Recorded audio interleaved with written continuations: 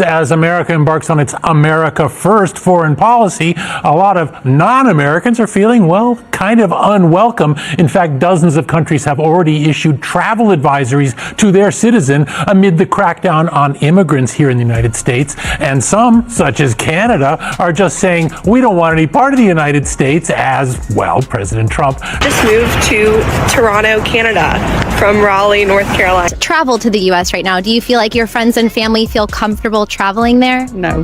Nobody I know back in England or here would go to the US at the moment. There hasn't been a natural disaster, yet it feels as if an invisible tsunami is pushing millions of tourists, most of them Canadians, away from the former United States. American tourism is quietly collapsing in ways never seen before. In New York, hotels that were once booked solid all year now stand strangely empty. Planes still take off for destinations across the country, but there are more vacant seats than passengers. Los Angeles, once a buzzing hub for shopping and nightlife, now has streets so deserted that only the wind moves through them. Travelers no longer choose America as their holiday spot. From Canada and Japan to Germany and Brazil, millions have crossed the United States off their travel plans. This is clearly not normal. Projections this year show international arrivals could drop by as much as 40%. That means America's massive tourism industry, worth nearly $900 billion, is slowly being eaten away. It may sound unbelievable, but the numbers are real. And if the rumors are true, America's outlook will only get worse.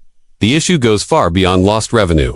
Confidence has been shaken, political tensions are climbing, visa barriers are rising, and the image of the United States is now seen by many as unwelcoming. In particular, the strained relationship between President Trump and Canada, as well as several other countries, has made tourists think twice. As we mentioned in our previous video, even his threats of harsh tariffs on Canada have fueled this trend. Together, these factors are quietly turning into the main triggers of a looming recession. The question is, how long will this last? Of course, Washington still believes the U.S. can bounce back, but the reality shows an industry collapsing silently, like a giant losing its heartbeat. This is not just a temporary setback. It could be a lasting blow that stains America's global image. Stay with us until the end of this video, because up next we'll reveal the cities hit hardest by this tourism collapse and the real reasons behind it. Friends, let's begin this story right here at home.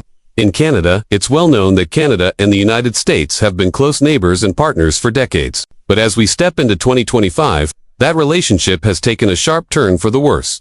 The Trump administration unexpectedly imposed a 25% tariff on Canadian goods, and even hinted at more hikes to come.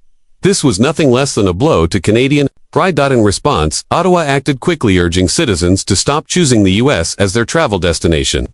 This was not just casual advice. It was a strong economic warning. The effects were immediate. By the summer of 2025, Canadian travel to the U.S. had fallen nearly 40%. Such a dramatic drop has no precedent in the history of tourism between the two countries. The reason is simple. Canadians now feel that spending money in the U.S. is the same as weakening their own nation's stance. In the past, when relations were calm, Canadians freely crossed the border, booking hotels, dining in restaurants, shopping in malls, pouring billions into the American economy. But things have changed. Ottawa's call was clear. Stay home, don't go there. And Canadians have listened. Flights were canceled, hotels sat empty, and travel plans were rewritten. More importantly, this wave of boycott isn't limited to Canada. Travelers from the Netherlands, Germany, China, and even the United Kingdom are also changing their plans.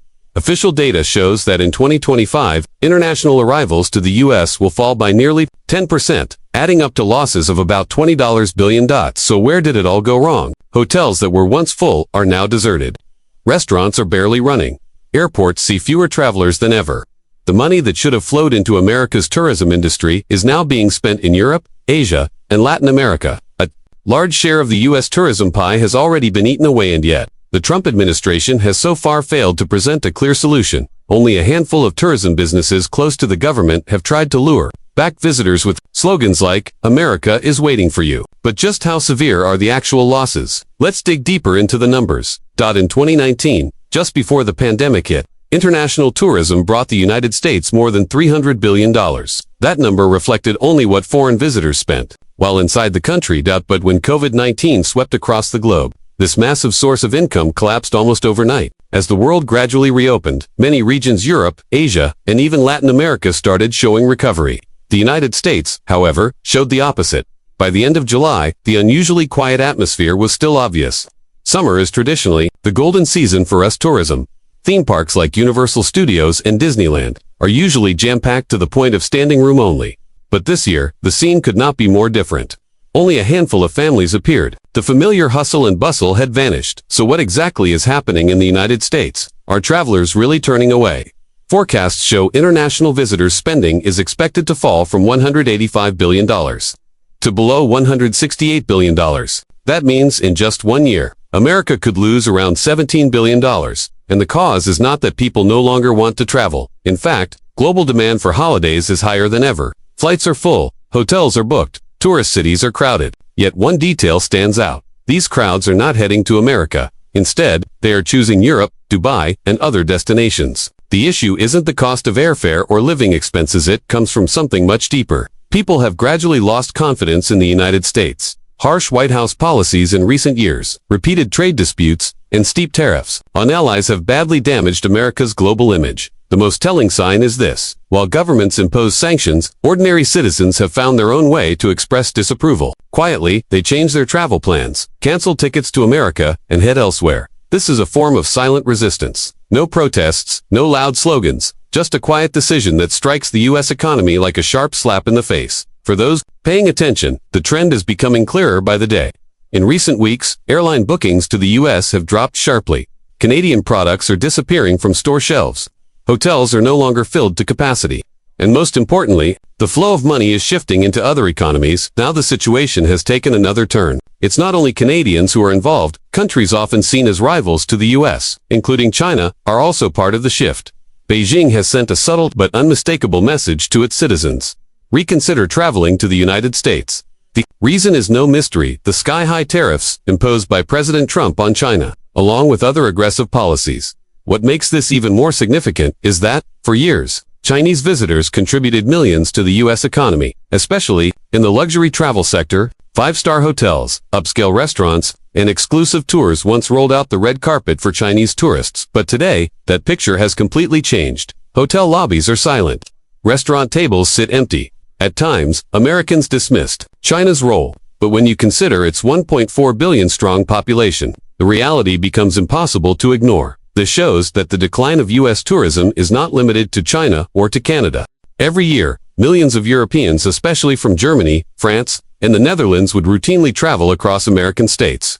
Now flights from Europe to the U.S. are noticeably underbooked. Perhaps Europe's role isn't mentioned as often as Canada's or China's, but the numbers are clear. Europe, too, is steadily pulling back.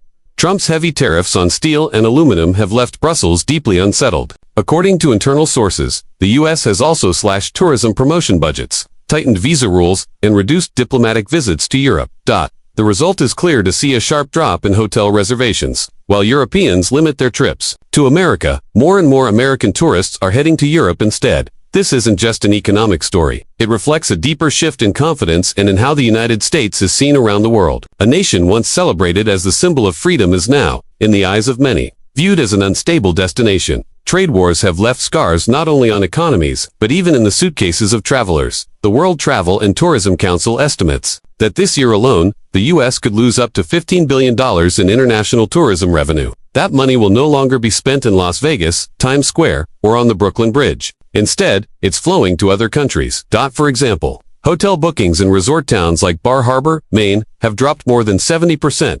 This is a crushing blow, especially for small businesses that survive on tourism. Even Cape Cod, a famous destination in Massachusetts, has seen a decline of up to 15% in international visitors. Behind these figures are countless shopkeepers and restaurant owners struggling daily to keep their businesses alive. But the hardest hit of all has been Las Vegas. A city once known as the paradise for thrill-seeking travelers is now filled with abandoned tours. Luxury packages designed for European and Asian guests are being canceled one after another. Tour guides are losing jobs, and casinos are left without their high-rolling clientele. The damage isn't just about lost revenue, it cuts into cultural ties, into the workforce that depends heavily on tourism, and into the very image of the United States. The whole world is watching these shifts. The Canadian government has even urged its citizens to look toward Europe, Latin America, or even China for their next trips. The trend is clear. Everyone is searching for new journeys. Just not in America. It seems the United States has forgotten one basic truth. My friends, tourists should be welcomed as honored guests, not treated as potential risks. Once that spirit fades, even the warmest greetings lose their meaning. If this continues, recovery won't be measured in months. It could take years. And the most painful consequences won't fall on the big hotel chains, but on small towns that once thrived on visitors, on family-run shops, and on ordinary Americans who depend on tourism to make a living. The question is, how long will this crisis last? This is perhaps the hardest reality to accept. Tourism experts appearing on television have warned that even under the most optimistic scenario, the U.S. may not fully recover until 2030. The road ahead is long and filled with obstacles. Ironically, there is still a chance to turn things around, but this would require the Trump administration to change its approach and make better choices.